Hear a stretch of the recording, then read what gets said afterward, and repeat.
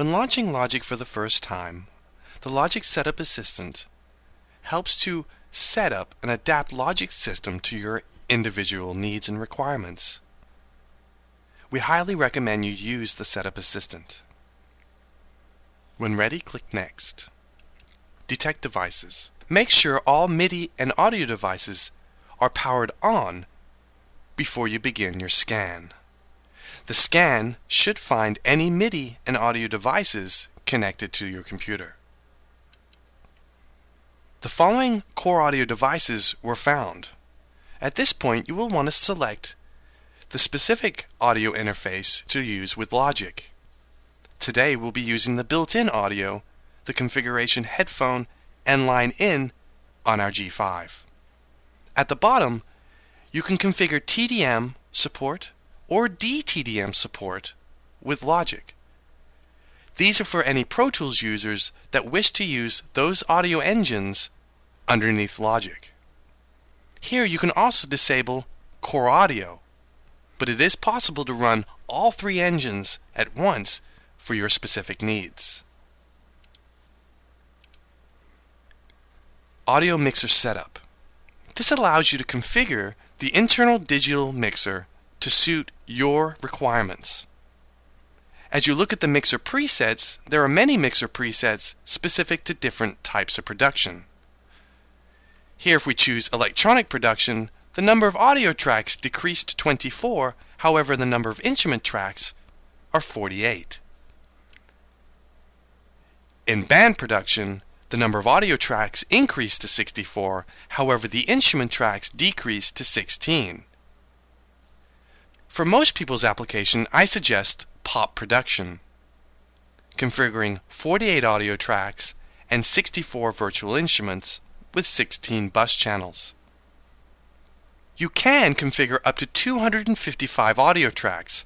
However, the more audio tracks and instrument tracks you initially configure with Logic, the more RAM is needed to perform and open the application. At the bottom you have audio inputs and outputs. Depending on your audio interface will depend on the maximum number of inputs and outputs you might have. Using the built-in audio, we only have 2 in and 2 out. Once your mixer setup has been configured, click Next. Inputs. You can now choose the default input source for each audio track. You can record mono tracks, always input 1, or you can record odd number of mono tracks into input 1 and even number of input tracks into input 2. We suggest you use the default input 1 and input 2 for odd and even numbered tracks. Key commands. Key commands allow you to control various operations and functions of Logic. We'll discuss key commands in much further detail later on. However, if you're using a PowerBook, please select the PowerBook key commands. A Pro keyboard, the keyboard that ships with a G5, select the Pro keyboard. If you're using Power Keys, you can select the Power Keys key commands. For people who are switching from Pro Tools to Logic, you can use the Pro Tools key commands to help with that transition.